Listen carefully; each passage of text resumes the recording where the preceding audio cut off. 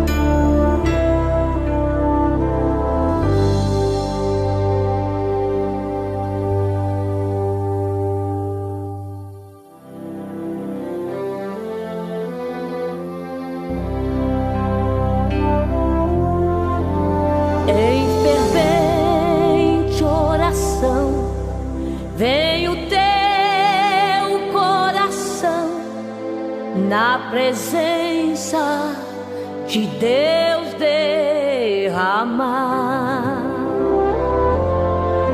mas só podes fluir o que estás a pedir quando tudo deixares no altar.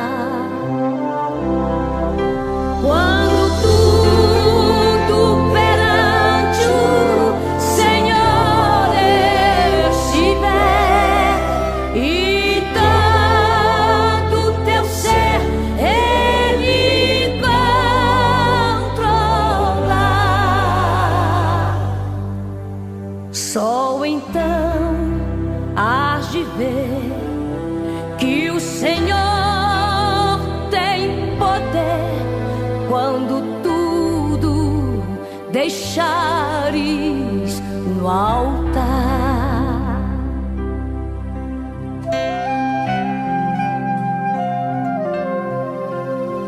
Maravilhas de amor te fará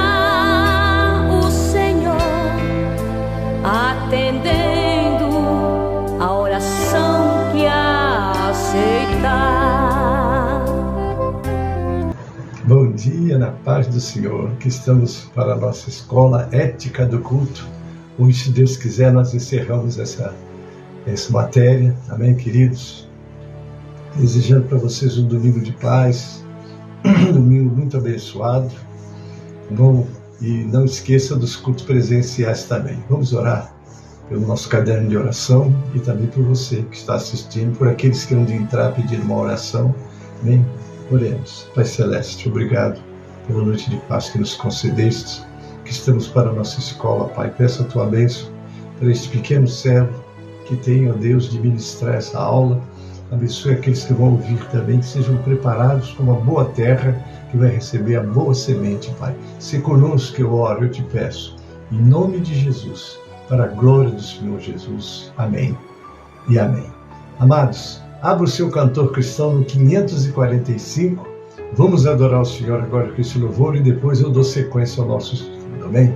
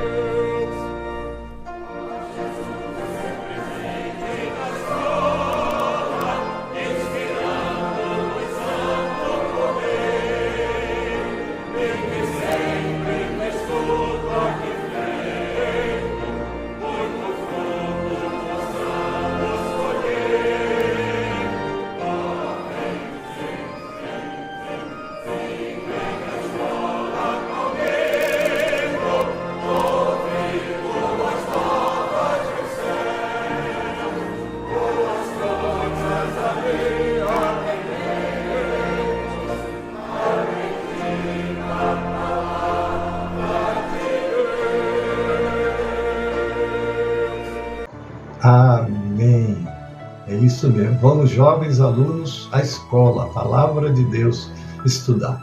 Amém, querido? Mas já vamos entrar no nosso tema, né, que eu parei exatamente falando sobre o lugar no interior deve manter-se em atitude de reverência com quem está na presença do Senhor. Quer dizer, todo lugar, seja dentro do templo, seja no entorno do templo, não é lugar para se tratar de outro assunto a não ser a adoração ao Rei dos Reis, Senhor dos Senhores. Amém? Um outro ponto também é o serviço de som, a música e os cantos. Se é costume da igreja a execução de música, gravada ou não, antes do culto começar, que isso seja sob as ordens do pastor da igreja. Que a música seja em tom suave e apropriado para coadjuvar os momentos devocionais dos fiéis que estão chegando para o culto. Amém, queridos? É muito importante, sim, uma musiquinha suave, nada muito alto, nada extravagante. Ou, às vezes, algum irmão está lá junto com os músicos também, ensaiando um louvor. Então, tudo seja feito para a glória de Deus. Amém? Vamos continuar. Deve haver um limite de números musicais a serem executados durante o culto pelos órgãos musicais da igreja e pelos cantores. Deixar essa definição por conta deles revela a falta de sabedoria do dirigente do culto. Além disso, muita música hoje nas igrejas não é sacra. Isso é terrível, é horrível. São músicas que em nenhum momento glorificam a Deus ou mostram o quanto temos sede e necessidade desse Deus que servimos. Amém? Além disso, não é muita música. Muito bem, vamos lá. Como está escrito em 1 Crônicas 16:42, a música no culto deve ser um meio de um ministério para Deus revelar e manifestar a sua presença em nosso meio. Quando o nosso ministério de louvor canta, é aquela maravilha, os músicos muito afinados. Eu louvo a Deus porque o Senhor tem nos abençoado com músico nas nossas igrejas. Não é isso? Quando a música foi profanada nos primórdios da raça humana, como vemos em Gênesis 4:21-24, essa passagem está em forma de cântico no original. Veio mais tarde o julgamento divino. Infelizmente, enquanto a congregação canta no máximo 2 ou 3 hinos em todos os cultos, solistas, conjuntos, corais e bandas cantam e tocam até 21 números, como este autor sabe de caso. Isso é também desequilíbrio, mau gosto e falta de discernimento. Tudo tem o seu lugar e o seu momento. O momento da palavra, eu não vou dizer que é o melhor, eu vou dizer que é um dos grandes, porque o louvor, Deus habita no meio do louvor. Agora, tudo com reverência, tudo com adoração, tudo de acordo com a liderança da igreja, né? Então tá aí. Segundo as Escrituras, o incenso sagrado, o qual simboliza a oração e a adoração ao Senhor, era composto de vários ingredientes, mas todos de peso igual. Está lá em Êxodo 30:34. O azeite vinha na frente, Êxodo 30:22-32, e depois vinha o incenso, está lá em Êxodo 30:34-38. O azeite fala do Espírito Santo. A predominância do Espírito de Deus na vida do crente e no ambiente do culto leva-o a uma profunda e santa adoração ao Senhor. Agora, toda a composição da igreja, nós temos uma diretoria, nós temos união feminina, mocidade, varões, crianças, diretoria que rege, e também nós temos aos trabalhadores que se chama diaconia da igreja. Vamos lá, o pastor ou dirigente do culto jamais poderá fazer tudo sozinho, nem eles podem ver tudo sozinhos. No culto, os diáconos desempenham um papel muito importante. Uma das suas funções é acomodar o povo que vai adentrando o templo e a seguir ajudar a manter a boa ordem durante todo o culto, circulando discretamente, olhando discretamente, aproximando-se sabiamente de locais onde notar movimento e comportamentos anormais. Então, é trabalho do diácono também, está mantendo aquela ordem no culto. Uma criança que se levantou para quê? Foi encontrar com outra criança. Depois do culto iniciado, todos dentro do templo adorando. Isso é importante, né? Os diáconos escalados para o culto devem ficar sentados, não devem ficar sentados. Seu trabalho é executado sempre em pé. Se for você, nós temos poucos diáconos, mas aqueles estão sempre de serviço. Mas nós temos também diaconisas, não é? Porque tem momento que só mulheres podem estar fazendo melhor esse serviço de diaconia, né? Devem estar sempre atentos a qualquer sinal do púlpito para ajudar. Mesmo o diácono que não está escalado para o culto deve estar sempre atento para ajudar a sanar qualquer dificuldade que venha a surgir. Isso é muito importante. Diáconos ativos, eles têm uma missão específica ali. Uma das lembranças mais queridas da minha vida inicial na fé é a dos diáconos da minha igreja, empenhados com todo amor e boa vontade e sempre solícitos, não na boa manutenção do culto. No próximo artigo, então, nós vamos ainda estar falando. Quem me deu essa ajuda aí foi o pastor Antônio Gilberto, um teólogo de maior importância, não é? Então, agradeço a Deus por a vida desses homens que têm escrito materiais que nos ajudam. Vamos lá. É certo contar gracejo ou anedota no púlpito? Claro que não. Quais são as atitudes impróprias no culto? Então, está aqui. Nós temos aqui muito ponto que eu já falei, não vou repetir, né? Então, está aí, nós temos que ter muito cuidado, não é? Para que tudo façamos, né, para a glória de Deus, não é? Se você está na igreja, está cultuando, né? Então lá, não é que eu seja o espelho ou o modelo, um perfeito exemplo. Também não me tenho como um fariseu sectário, implicante, intrigante, intransigente, né? O que ocorre comigo deve ocorrer com você que ama a casa de Deus. Trata-se do cumprimento do que está escrito em João 2,17, né? Isso daqui nós até já falamos. Então está aqui, nós estamos adiantando a nossa escola hoje, né? Porque hoje eu estou encerrando esse tema, porque esse tema foi de veras muito importante para todos nós. Então vamos lá. Os irmãos chamados para ler a Bíblia, a leitura oficial, acabam falando outras coisas também. Se você for convidado só para ler a Bíblia, faça somente isso. Não tome liberdade, não se ponha a falar nada mais, né? Não copie o modelo de outros pregadores, porque isso jamais dará certo. É muito interessante. No aniversário dos nossos 54 anos, que fizemos lá no Parque Paulistano, no nosso templo maior, eu dei uma instrução aos irmãos. Nós temos 9 congregações, né? 9 igrejas, né? E o que acontece? Se cada um pregar, né, eu tinha muita coisa para fazer, além de consagração de obreiros, não é? E então eu pedi que cada obreiro desse uma saudação, parabenizasse o ministério pelos 54 anos e convidasse a sua igreja para um louvor. E nós fizemos isso de uma maneira que eu comecei o trabalho às 16 horas e disse que ia terminar às 21. Irmãos, em nome de Jesus, às 21 horas nós estávamos dando a benção apostólica. Podemos fazer todo o trabalho, porque é isso. Nós temos um pregador, convidamos o pastor Samuel Neto, que é um pregador que eu já conheço ele há muitos anos, sempre aquele homem numa unção de Deus, trouxe uma mensagem poderosa.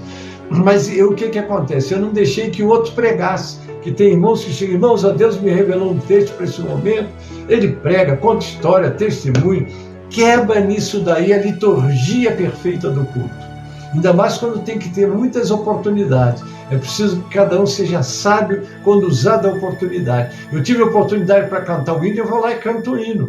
Ah, mas eu quero ler um versículo. Muito bem, leia, mas não demore, porque você tem muita gente. Então, muito cuidado. Não vou aqui tolir Deus de fazer o que Ele quer fazer, tem que fazer e vai fazer. Não é, irmãos? Porque aonde o Espírito do Senhor reina, há liberdade. Mas liberdade não para que a gente quebre a harmonia do culto. Liberdade para que o Espírito de Deus nos use. Porque quando uma pessoa está usada pelo Espírito Santo, quem é que vai mandar ele parar? Não tem jeito, né? Mas nós temos que ter como norma isso. Você foi chamado para cantar, irmãos, a paz do Senhor, parabéns, se for um aniversário e tal, entra na sua oportunidade. Porque quando você usa ou abusa do tempo, você vai prejudicar. Sempre o pregador é prejudicado. né? Porque quando ele vai pregar, o relógio já bateu a hora quase de terminar o culto e que ele está recebendo a palavra. E porque às vezes falta sabedoria em alguém que acha, não, eu estou aqui, tem que me dar oportunidade. Tem pessoa arrogante, tem pessoa soberba, mas essas pessoas estão ali só para trabalhar, igual o joio no meio do trigo, né? O joio está aí, parece trigo, mas não é. E para dizer que não é joio, você não está quebrantado, você não ouve o seu pastor, você faz o que você quer, porque você, não, eu tenho o Espírito de Deus, então eu sei o que eu vou fazer. Se deixar falar, tem que me deixar falar, não me interrompe. Quer dizer, essa atitude brusca, essa atitude é de quem é soberbo. A gente tem que estar humildade. Eu não prego só indo lá para frente, não. Eu estou ali orando por quem está pregando, eu estou sendo um instrumento de Deus para ajudar. Não canto, se eu for cantar, se não... Eu já fui em reuniões que eu só tive oportunidade para dar a bênção ao pastor, que saí dali alegre, porque vi que o ministério cresceu, a igreja... Então, essa é a nossa missão, não é? Preparar o povo para dar sequência ao trabalho que nós estamos fazendo. Amém, queridos? Então, aí... É importante que você saiba usar a sua oportunidade. Quando você tenta ser o que não é, imitando alguém, você perde aquilo que caracteriza você, né? Também Antônio Gilberto é dono dessa frase. Assim, nessas 5 eras, encontramos os seguintes princípios permanentes para o período do Novo Testamento. Agora vamos falar sobre o Novo Testamento para encerrar. O culto deve ser centralizado em Deus, tudo para a glória de Deus. Isso não foi mudado no Novo Testamento. A adoração deve ser prestada a Deus. Ele reivindica e espera isso do seu povo. O que o Senhor espera de você quando você entra na igreja?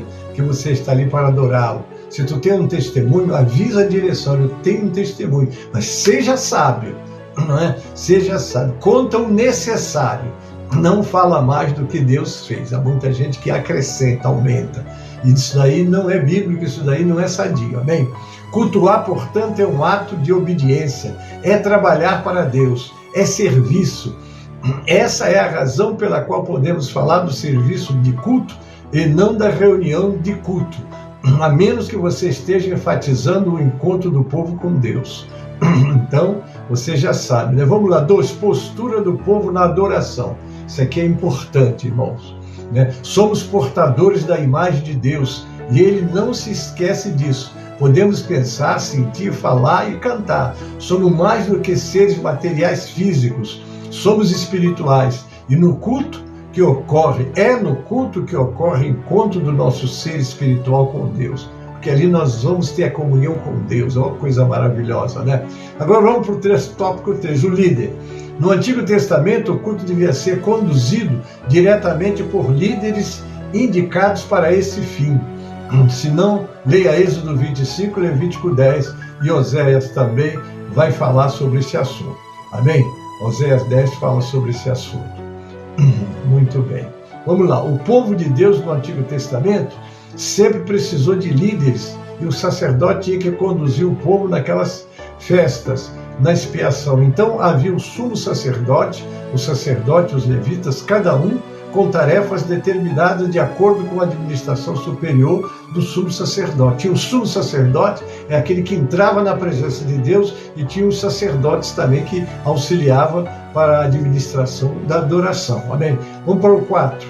A adoração deve expressar a relação pactual estabelecida por Deus entre Ele e o seu povo, né? Ele é o Senhor soberano, cujo amor tem sido demonstrado em atos e palavras, mas Ele é o Senhor e nós os servos. Sempre entenda isso. Hoje eu que vou pregar, que o Senhor me ajude. Eu já tenho 53 anos de pastorado, 61 de crente, mas ainda subo no púlpito dizendo: Senhor, se Tu não me der a palavra, eu pesquisei, eu tenho todo esse material, mas eu sei que se o óleo não descer, não vai abençoar o teu povo. Então seja sempre humilde, sempre dependente de Deus, porque Ele nunca vai te deixar sozinho quando tiver que fazer uma tarefa para Ele. Nessa relação devemos de nos tornar cada dia mais semelhantes a Ele. Eu ouço dizer que no casamento perfeito a esposa se torna mais e mais semelhante ao marido, mas isso é um pouco bilateral, porque o marido também deve aprender com a esposa. Agora, o que me conforta é que Deus não se torna semelhante a nós, mas Ele nos compreende e quando não fazemos exatamente o que Ele quer, Ele ainda é compassivo e continua a perguntar: você me ama? Todos os que o amam fazem a sua vontade. Então, para você mostrar que ama a Deus, você tem que fazer a vontade de Deus. Qual é a vontade de Deus? A nossa santificação, a nossa humildade. Entrar na presença do Senhor como Ele entrava na presença do Pai. Aqui Ele estava humanizado, Ele ia orar, ia buscar. E Ele sempre dizia: eu estou aqui para a glória de Deus, que é o Pai. Amém? O quinto princípio da adoração é que há um julgamento pelo pecado e por isso o sacrifício deve ser representado. O pecado tem que ser coberto. A expiação, a propiciação foi feita por Cristo em nosso favor. Os sacrifícios do Antigo Testamento apontavam para aquilo que Cristo iria fazer. No Antigo Testamento não havia culto e nem adoração sem sacrifício. Não havia culto sem altar. Para nós não há culto sem o significado da cruz. Não há culto sem Jesus Cristo, que foi imolado e agora reina. Aí está. É o culto da presença de Deus. Né? É assim que tem que ser o culto. Agora vamos para a conclusão da ética no culto. Deus tem concedido ao homem o privilégio de cultuar o seu Criador e Redentor. Olha só. Mas em Deus instrui quanto à maneira como devemos entrar na sua presença. Está lá em Hebreus 10, 22. Assim aproximemo-nos de Deus com um coração sincero e com plena convicção de fé, tendo os corações espargidos para nos purificar de uma consciência culpada e os nossos corpos lavados com água pura ou limpa. Amém, queridos? Vamos sempre lembrar de Hebreus 10, 25, também adverte que há necessidade de cultuar a Deus na igreja, juntamente com os irmãos da fé. Então cita-se agora o texto: não deixemos de reunir-nos como igreja, segundo os costumes de alguns, mas procuremos encorajar-nos uns aos outros, ainda mais quando vocês veem que se aproxima aquele dia. Né? Deixar de congregar? Não. Eu sou a igreja, então eu cultuo na minha casa, tem os pastores pregando aí, então tem crente que dá até Santa Ceia à distância, vai lá e compra um pão e toma Santa Ceia. Irmãos, eu não faço isso, não tenho nada a ver com quem faz. Eu sou pastor do meu ministério, do meu rebanho, não é isso? Mas dos outros, cada um vai dar conta de si. Eu acho que Santa Ceia é um momento sublime, que nós devemos reunir na casa de Deus e se esforçar para isso. Amém? Louvado seja o nome do Senhor. Conhecimento de Deus. Olha só. Para poder cultuar a Deus, precisamos saber quem Ele é.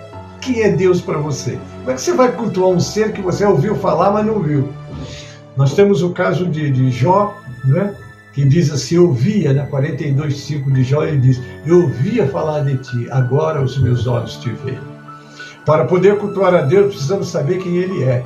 Ele é o grande Deus, Criador, único e verdadeiro Deus, porque todos os deuses dos povos não passam de ídolos, pura mentira. Mas precisamos conhecer Deus na sua grandeza, no seu poder, na sua santidade, na sua bondade, na retidão e na providência em favor dos homens. Ele trabalha em favor daqueles que nele esperam. Ele continua batendo na porta dos corações. Eu estou à porta e bato, através dos cultos, através das palestras de homens de Deus que pregam, que não medem esforços para levar Jesus até as pessoas. Não é? Mas é preciso que haja nisso tudo aí um propósito de servir e glorificar o Senhor. Chegamos a conhecer Deus por meio de uma vida de oração, onde o coração está aberto, receptivo, para que tomemos consciência de quem Ele é. Se entrou na presença de Deus, não vamos esquecer daquele verso: guarda o teu pé quando entrares na casa de Deus, inclina-te mais a ouvir do que oferecer sacrifício de tolo. Podemos fazer com as palavras do salmista, quando diz no Salmo 142, derramo diante dele o meu lamento, a ele apresento a minha angústia. Nesse momento também damos a Deus abertura para que ele fale conosco, que é o Salmo 1 e o Salmo 2. Como é feliz aquele que não segue o conselho dos ímpios, não imita a conduta dos pecadores, nem se assenta na roda dos zombadores. Ao contrário, sua satisfação está na lei do Senhor, e na sua lei medita dia e noite. É como árvore plantada à beira de águas correntes, dá o fruto no tempo certo e suas folhas nunca murcham. E tudo quanto faz prospera. Irmãos, isso é uma glória muito grande. Botou a mão, Deus mostra que Ele está contigo porque você prospera. Mas como é que você consegue? Eu não consigo, mas Deus consegue, amém? Não é o caso do ímpio, são como palha que o vento leva. Por isso os ímpios não resistirão no julgamento, nem os pecadores na comunidade do justo. Pois o Senhor aprova o caminho dos justos, mas o caminho dos ímpios leva à destruição. Esse é o 1. O 2, eu estou lendo os 2 salmos. Salmo 2. Por que se amotinam as nações e os povos tramam em vão? Os reis da terra tomam posição e os governantes conspiram unidos contra o Senhor e contra o seu ungido e dizem: façamos em pedaços as suas correntes, lancemos de nós as suas algemas. Do seu trono nos céus o Senhor põe-se a rir e caçoa deles. Tá, o verso 4. O 5. Em a sua ira os repreende e em seu furor os aterroriza, dizendo: eu mesmo estabeleci o meu rei em Sião, no meu santo monte. Proclamarei decretos do Senhor. Ele me disse: tu és meu filho, eu hoje te gerei. O verso 8. Pede-me e te darei as nações como herança e os confins da terra como a tua propriedade. 9. Tu os quebrantarás com a vara de ferro e as despedaçarás como um vaso de barro. Por isso, ó rei, sejam prudentes, aceitem a advertência e autoridades da terra. Está lá no capítulo 13 de Romanos, nós temos essas instruções. Adore o Senhor com temor e exulte com tremor. Beije os filhos. Olha, você tem filho, você carinha ele, beija ele. Mostra que você é importante para ele, como ele é importante para você também. Beije o filho para que ele não se ire e você não seja destruído de repente, pois no instante acende-se a sua ira. Como são felizes todos os que nele se refugiam. Aí está, queridos. Agora vamos falar sobre o reconhecimento da pureza de Deus. Eu já estou encerrando. Deus é santo, está lá no Salmo 9:9. Exaltem o Senhor, o nosso Deus. Prostre-se voltado para o seu santo monte, porque o Senhor é o nosso Deus, Ele é santo. Por isso, Ele exige vida de santidade dos seus servos, os quais devem viver diante dEle, confessando e arrependendo-se dos seus pecados cometidos, reconhecendo que não são merecedores da graça de Deus. Você tem que entrar na presença de Deus com aquela visão de necessitado, que precisa dele, não arrogante como aquele fariseu. Senhor, te agradeço, que eu não sou como os demais, roubador, eu dizimo. E aquele homem saiu de lá como entrou, mas o publicano batia no peito e dizia: tem misericórdia de mim, pecador. E Jesus disse: aquele publicano saiu justificado, mas o fariseu saiu como entrou, não recebeu nada do Senhor. Como crentes, temos o privilégio de servir ao Senhor cultuando, não é? Infelizmente, nem sempre sentimos prazer em servir o Senhor no culto, e às vezes o culto se torna uma mera obrigação. Não deve ser assim, não é? Está aqui, né? Primeiro, o ato de doação é o ato de dar. No âmbito da teologia, significa presente a Deus com sua vida, entregar-se ao Senhor, deixar que Ele dirija tudo o que deu, pois tudo pertence e deve ser dedicado a Ele. Estar pronto a produzir o que Deus deseja de sua vida para a glória do nome dEle. Está lá em Romanos 12:1. Ofertar o meu tempo, o meu talento e os meus recursos a Deus, não é? Então, querido, nós agora já estamos caminhando para encerrar, não é? Então, está aqui. Eu quero ler agora a conclusão com vocês. Como tem sido sua ação no culto de adoração? A importância do culto se baseia em nossa grande necessidade. O ser humano precisa estar em comunhão com o seu Criador, precisa abrir o coração a Deus em oração, precisa ouvir a voz de Deus pela exposição da palavra. O cristão necessita do companheirismo de Cristo, o qual disse: onde estiver 2 ou 3 reunidos em meu nome, aí estou eu no meio deles. Mateus 18:20. É importante que dediquemos todos os dias algum tempo para o culto pessoal e particular. É necessário dedicar também de manhã e à tarde algum tempo para o culto familiar. Acho muito lindo o pastor Samuel Neto, toda manhã ele grava um culto e manda para diversas pessoas assistirem, e é uma bênção aquele pastor com aquela palavra forte, com a irmã Alice, companheira dele, né? E é uma alegria muito grande. Então é um exemplo, precisamos do culto no lar. É mistério a casa de Deus e participar do culto coletivo público. Como cristão, devemos dar tanta importância ao culto que consideremos um privilégio e, de certo modo, também um dever ir à casa de Deus para adorá-lo. Por isso disse Davi: vinde e adoremos, prostremo-nos, ajoelhemos. Prostrar é diferente de ajoelhar, né, irmãos? Às vezes eu vejo irmãos ajoelhados falando estamos prostrados. Prostrar é você deitar no chão com o corpo todo, se é prostrar. Agora, ajoelhar é quando você está apoiado no joelho. É muito interessante isso aqui, diz: adoremos e prostremo-nos, ajoelhemos, que é outra postura diante do Senhor que nos criou. Amém, queridos? Ele é o nosso Deus e nós, povo do seu pasto e ovelhas da sua mão. Salmo 95, 6 e 7. E eu agora estou indo para a conclusão. De maneira como adoramos a Deus revela muito sobre o conceito que temos dele. Eu encerro aqui com o Salmo 34, 1 a 3. Louvarei o Senhor em todo o tempo. O seu louvor estará sempre nos meus lábios. Gloriar-se-á o Senhor a minha alma. Engrandecei ao Senhor comigo. E todos a uma exaltem o nome do Senhor. Deus abençoe, assim nós encerramos. Amém, querido? Deus vos abençoe grandemente. Para mim foi uma alegria estar com vocês hoje, né? Através dessa aula, não é isso? Mas Deus que está conosco vai continuar. Deus abençoe, não esqueça do culto presencial, amém? Agora, ao encerrar, eu vou chamar o hino 137, depois eu faço as conclusões.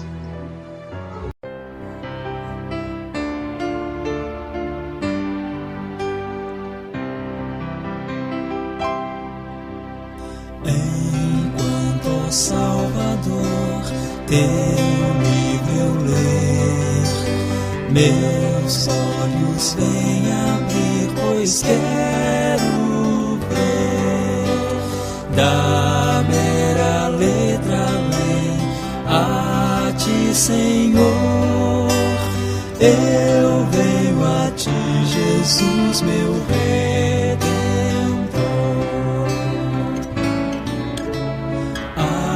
Beira-mar, Jesus, partiste o pão, satisfazendo ali a multidão. Davi do pão és tu, vem, pois assim satisfazer, Senhor, a mim.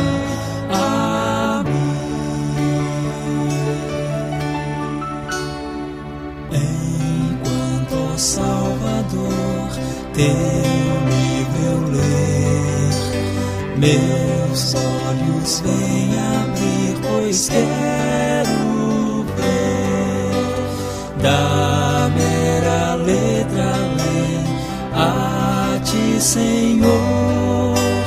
Eu venho a ti, Jesus, meu Redentor.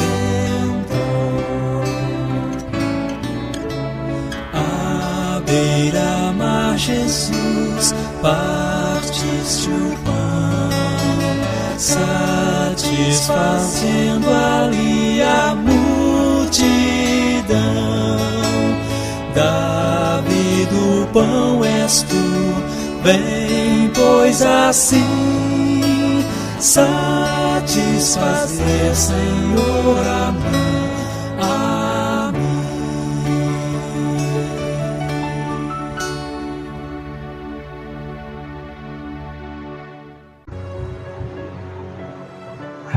Enquanto Salvador, teu livro eu leio. Amém, queridos? Então vamos orar para você que fez aniversário essa semana, parabéns. Vamos citar o texto do aniversariante: ensina-nos a contar os nossos dias de tal maneira que alcancemos corações sábios. Deus te abençoe e multiplique essa data muitos anos. Amém? Vamos orar para encerrar agora. Que Deus vos abençoe muito. Pai Celeste, em nome de Jesus, eu te agradeço o privilégio de falar ao teu povo. Agora abençoe todos que estão perto, que estão longe. Tu sabe como eles estão, o que eles precisam. Abençoa a nossa nação brasileira, as autoridades criadas, que nós, a tua igreja, possamos cumprir o nosso papel de sal e luz da terra, Pai. Abençoa, pois, o teu povo e prepara-nos para os cultos presenciais. Eu oro e já agradeço, ó Pai, em nome de Jesus, para a glória do Senhor Jesus. Amém e amém. A graça do Senhor Jesus e o amor de Deus, o nosso Pai, a comunhão e as consolações do Espírito Santo seja conosco, hoje e sempre. Amém. Não esqueça, ao meio-dia, clamor do meio-dia, e às 18 horas, clamor das 18 horas com os nossos irmãos. Até um próximo encontro. Deus te abençoe, te guarde, te livre do mal.